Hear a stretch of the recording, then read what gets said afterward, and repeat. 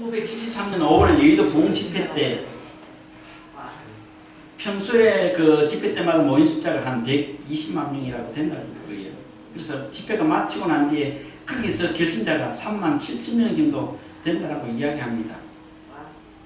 그래서 엄청난 결과를 낳았는데 중요한 것은 결신자 3만 7천 명이 아니라는 겁니다. 그 당시요 1973년 부흥 집회 이후에 한국이 변화되기 시작을 했는데 74년도에 여의도에 순복음교회가 지어졌습니다. 그리고 그때 곳곳에 천막교회가 들어서기 시작을 했어요. 한번 보십시오. 기아집, 세또집, 뭐 서울이나 부산이나 울산이나 뭐 다 이랬잖아요. 그런데 천막교회가 들어서면서 교회가 성장하기 시작하면서 기아집이 2층 집으로 바뀌고 세또집이 기아집으로 바뀌는 그런 일들이 있었고요. 아파트가 이제 막 들어서기 시작을 했죠. 이때 아파트 들어서면 복고인들이 설쳤어요. 예. 그때 그 대표적인 사람이 유영재 목사입니다. 아주 많이 설쳤습니다. 예. 그 전까지만 하더라도요, 예수 믿는 것이 조금 부끄러웠어요. 당시에 예수 믿는 사람들에 대한 인식이 어떤 것이었는가 하면 못 배운 사람, 가난한 사람, 병든 사람, 사회에 천대받는 사람이 주로 교회 나간다는 인식이 있었습니다. 저희 클래스에 65명이나 되었는데요. 교회 다니는 사람이 저하고 한둘이 있을까? 거의 없었어요. 그래서 종교란이 있었는데 종교 기독교 서기가 참 부끄러울 정도로요. 왜냐하면 교회 다닌다고 하면 병든 사람, 가난한 사람, 뭔가 문제가 있는 사람으로 인식되었기 때문에 그 당시 그렇습니다. 그래서 예수 믿는다는 것이 굉장히 외로웠어요. 왜냐하면 교회가 좀 번듯한 교회들, 뭐 도시에는 좀 있었지만 대부분 좀 천막과 같이 초라하는 교회들을 부흥을 하면서 그런 어떤 상황이었습니다. 그런 상황에 놓였던 교인들이 여의도 광장에 모였는데요. 스스로가 놀랐습니다. 저렇게 똑똑하고 유명한 사람이 예수 믿는 줄 몰랐어요. 이렇게 많은 사람들이 여의도 광장에 모일 줄은 몰랐습니다. 그리고 여의도 광장 집회가 끝나고 난 뒤에 휴지 한 장이 없었습니다. 자기 쓰레기뿐만 아니라 다른 사람 쓰레기까지 다 주었기 때문에 서울시에서 할 것이 없었어요. 그래서 일반 방송에서도 야 놀랍다라고 이야기를 했습니다. 그 여의도 집회가 끝나고 난 뒤에 사람들이 각 교회로 돌아갔습니다. 전도하기 시작했습니다. 이제 예수 믿는 것이 자랑스럽게 되었습니다. 사람들에게 이야기하면 누구도 예수 믿고 누구도 예수 믿고 그 유명한 사람도 예수를 믿는다. 너도 예수 믿으라. 뭔 전도를 하기 시작했습니다. 그래서 저희 울산교에서 버스 내가 아마 간 걸로 기억하는데 갔다 와가지고요. 그 집사님들이 그 북을 둘러매고 꽃갈 모자를 쓰고 유년지학교 전도하고 막 그런 기억이 납니다. 그때부터요 예수 믿는 것은 흉이 아니고 타락이 되었습니다. 그때부터 부흥하기 시작을 했는데요. 오늘날까지 엄청난 숫자로 부흥하기 시작을 했습니다. 왜 그럴까요? 왜 갑자기 빌리 그레함 목사의 그 집회 이후에 교회가 부흥했을까요? 그것은 단 한 가지밖에 없습니다. 도시 빈민의 가운데, 촌 구석 가운데, 십자가 걸고 천막교회 가운데 어렵게 신앙생활을 하면서 느낀 점은 하나같이 예수 믿는 사람이 이렇게 적을까? 예수 믿는 사람이 똑똑한 사람이 없네. 전부 가난하고 도와줘야 될 사람 이런 것밖에 없네. 다 기진맥진한 그런 상태였습니다.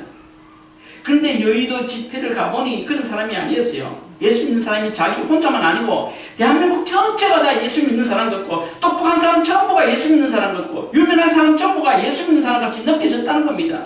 그래서 힘을 얻어서 복음을 전하기 시작을 했어요.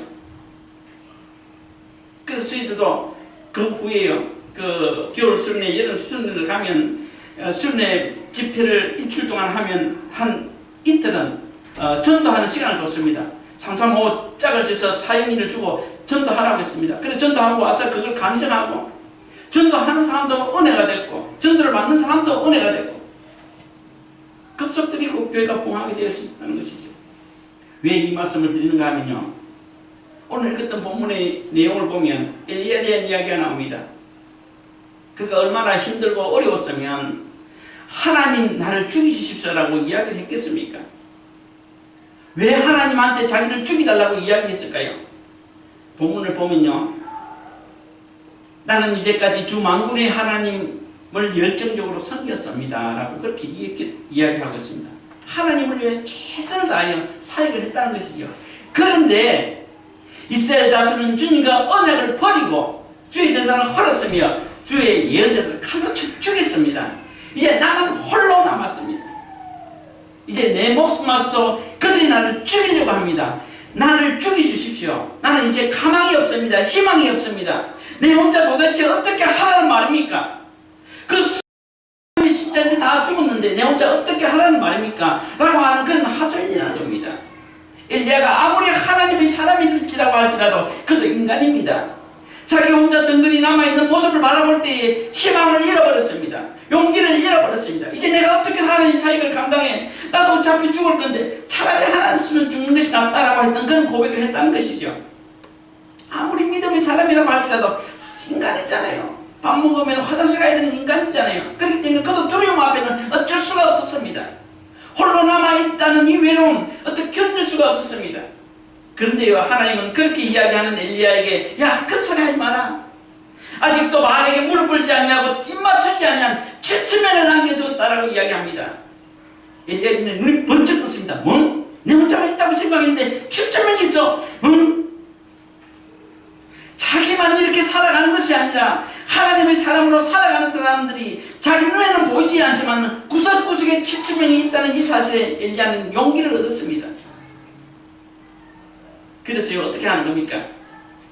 당당히 하나님의 사역을 시작했습니다. 엘리사를 봤습니다. 자기가 휙 던져서 엘리사에게 던집니다. 얼마나 담대합니까?